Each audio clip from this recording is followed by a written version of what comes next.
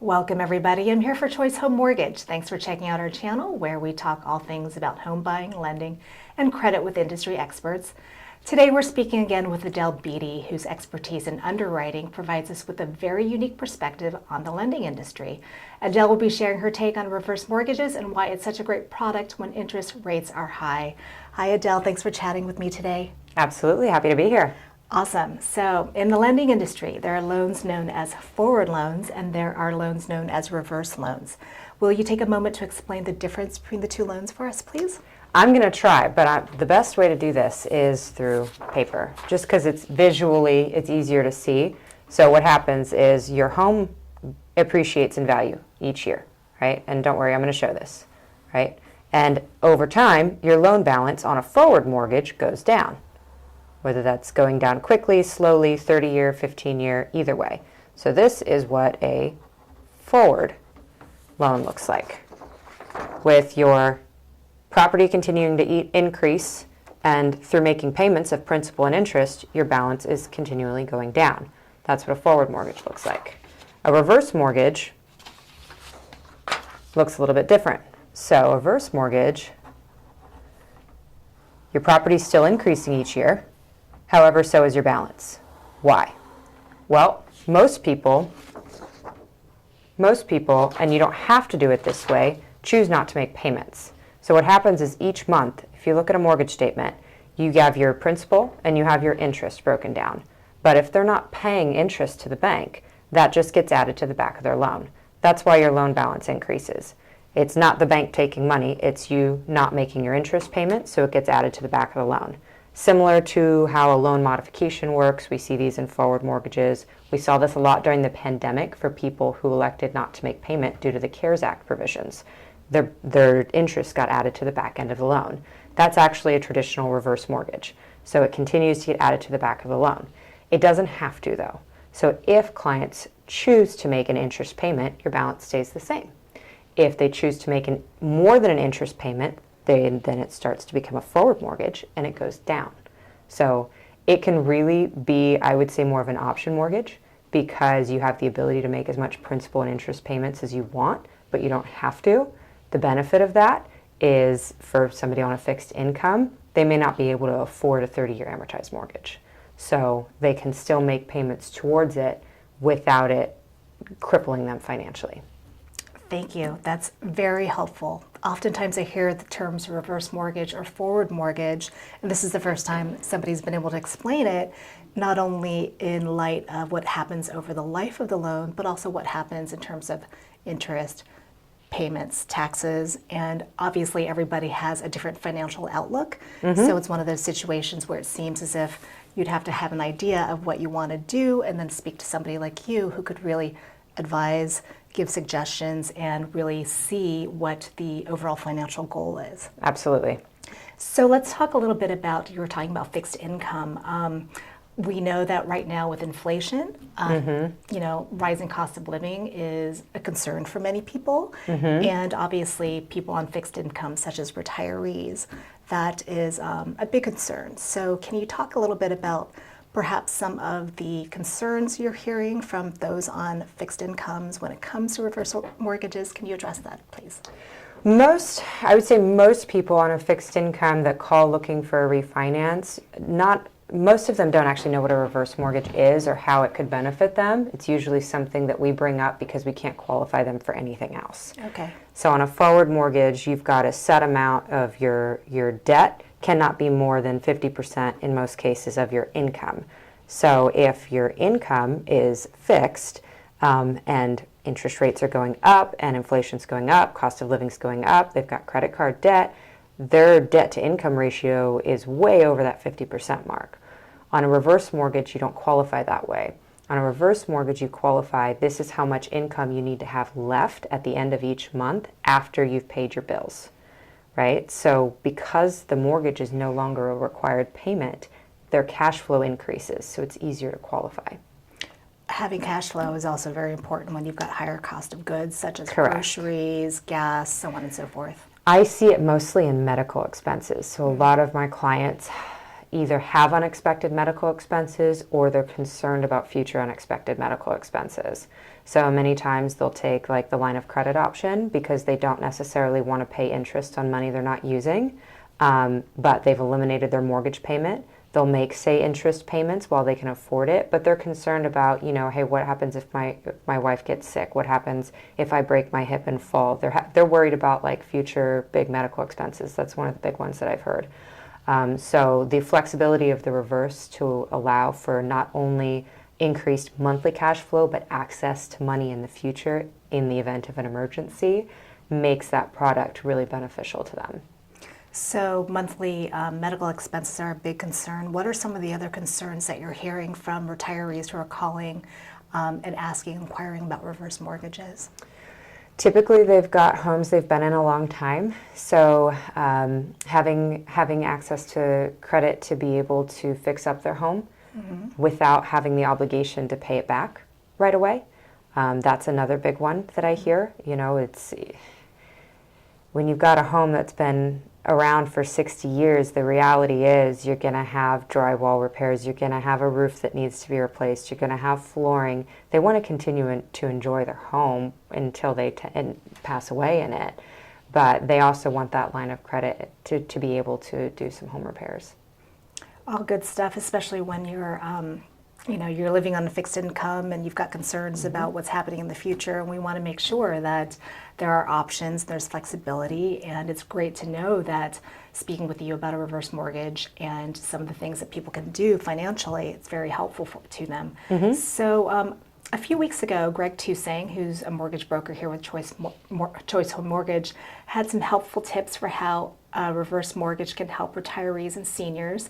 And what are your thoughts on that? Just expanding upon not only the benefits on flexibility, but the financial outlook, but just as an undertaker as well as a loan originator, love to hear your perspective on that, as it's very unique to us. Absolutely. So, Greg and I look at things a little bit different, right? He's very much a smart investor in terms of the stocks and whatnot, and I've seen reverse mortgages even be used towards that, especially right now. For people who are savvy with the financial markets, they'll tap into the equity, reinvest it, and make 5 times what they put in. So I've seen that be leveraged. But for me personally, the way I would approach it, just because I'm not one that goes to the casino and I have no idea what's going on in terms of stocks except for how it affects the mortgage industry. So personally, the way I would look at it is having that line of credit and access to be able to reinvest in real estate to generate income. So that's another way you can do it. Hypothetically, if real estate industry did go down or dip in a year from now, if I've got a line of credit available to quickly act on, I could immediately get an investment property and generate more income as opposed to just, utilizing it for expenses. That's really smart. Never thought of it that way. And I'm sure that's something that most people don't think of, but from a unique perspective, you being you, it's really helpful to know that. Absolutely. And most retirees may not want to take on something like that at their age. So there's a lot that can be done with like a financial consultant that they can help them with reinvesting their money, so that they don't necessarily have to be hands-on with it. But if you do it right and you know how to make money out of money, there's a lot that can be done with using the reverse mortgage as a financial tool. I like that, because when you talk about making money out of money, obviously passive income is something that retirees often look at. This is where reverse mortgage as a financial tool could be really beneficial. So appreciate you sharing that.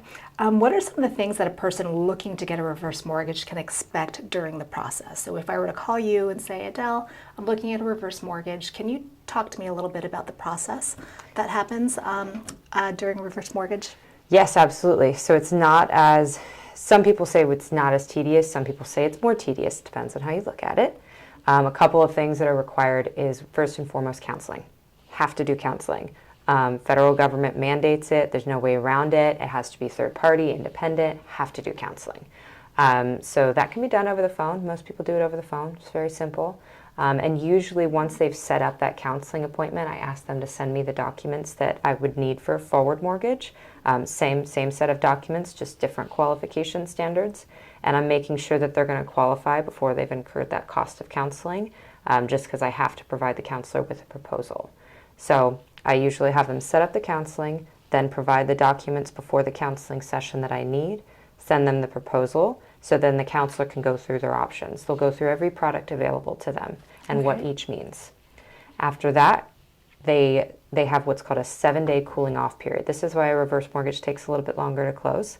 It's about a 45-day window because the government also mandates you have 7 days to think about it. Can't do anything until you've thought about it.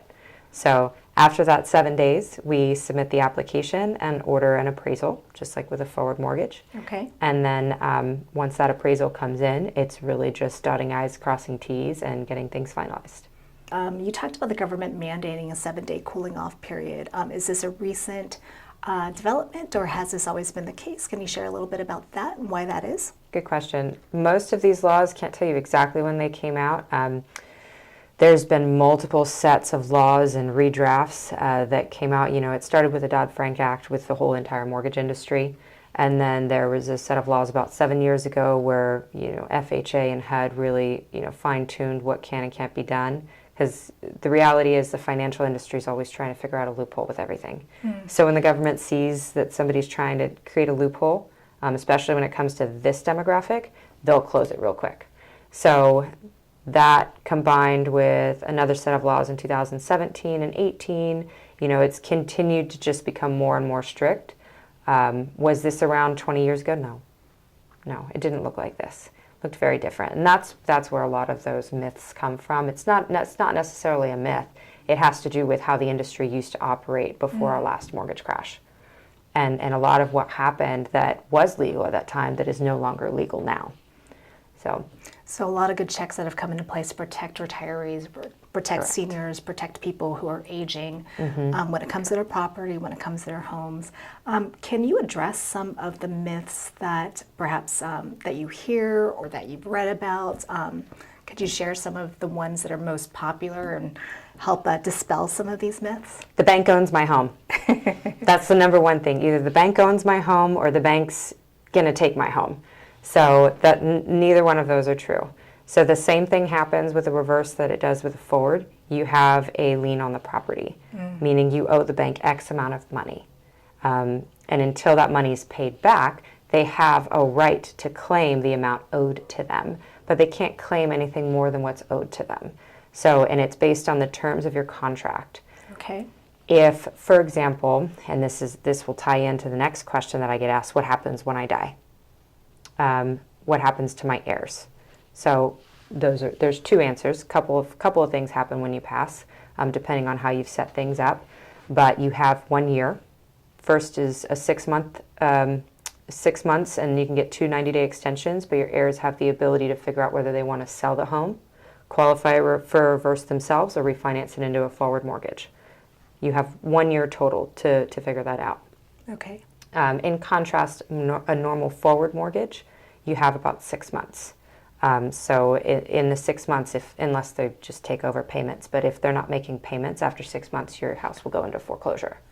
With a reverse mortgage, you have a year to figure that out. And most of the time, heirs have figured out what they're doing by that time. Right. If they choose to sell it at the time of your death, and you owe the bank $700,000 and you've accrued, say, $150,000 in interest over the terms of the loan because you haven't made payments. You now owe the bank $850,000. But my home sells for $1.2 million. Who gets the difference? Your heirs. The bank doesn't take your home. Again, they're only entitled to what they're owed. And if you pay them off and they're owed nothing, they get nothing. So you still retain ownership of your property. That's great to know. It's really important to know, too, because obviously some of these myths have perpetuated and they float around still, but times have changed, new laws have been developed, and it's great to know to be able to really be educated on what's true and what's not true. One of the other things that I've seen is, and I've seen it with a couple of reverse mortgages where people are in foreclosure and they're currently in a reverse. Okay. Why? Well, usually it's because they don't pay their taxes. So that is the one thing where it's not the bank that can take your home, but you can go into a foreclosure process while still in a reverse mortgage if you don't pay your taxes. So that is something that's really important for seniors to understand, is if they choose or elect not to do a lifetime set aside of taxes and insurance where the bank is paying it for them, they have to continue to make their bi-yearly tax payments in November and February. Otherwise, after 3 years, the house can be go to the county and they can essentially enter the foreclosure process, and it becomes quite messy. Yeah, that makes sense. We all have to pay taxes regardless of where we are. Unfortunately. Two things like guaranteed in life, it's taxes and unfortunately death. Not to be morbid, but taxes are definitely an ongoing factor once you get to that point where you're making money, your own property or what have you. So how can a person best prepare when looking to secure a reverse mortgage? What are things that they should be ready to do when they're doing the research on it? Be organized. If you're not organized and you don't have your documents, it can really slow things down. Okay. I would say, it's that generation just isn't as tech savvy as we are today. So, we do a lot of workarounds with sending things out via FedEx so they can provide those documents. We'll scan them for them, but just making sure they have everything together that they would need and that we ask them to provide to speed up the process. Okay. The other thing is approach it with an open mind. Because of those myths that we're discussing, there is no dumb question. Ask the question. If you genuinely are concerned, there is no dumb question. Ask it. Let's address it. And let's address how it can affect you. Let's just have an open and honest conversation, but remain open. When you talk about documents, what types of documents are we talking about? The standard ones just for a forward mortgage, which would be your income documents, how you receive your income, whether that's Social Security or a pension. Those are the two most common forms of income that I see. I need what's called a 1099-R. Okay. And I need recent bank statements. I have to show current receipt. The bank statements are always the most troublesome. Some people have online accounts set up. Some still get mailed statements. Okay. If you get mailed statements, I need all pages. So if it's blank and it's a 7 of 7, I need the 7th blank page. That's a Patriot Act requirement. I have to have all pages. Identification, we need to know that they are who they say they are. This, just like with any financial industry, unfortunately is plagued with fraud.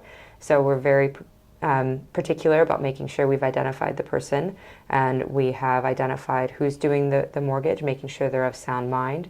If there's anybody else involved in terms of trust, then it becomes it becomes a little bit more complicated, not unmanageable. Just we have to have more documentation.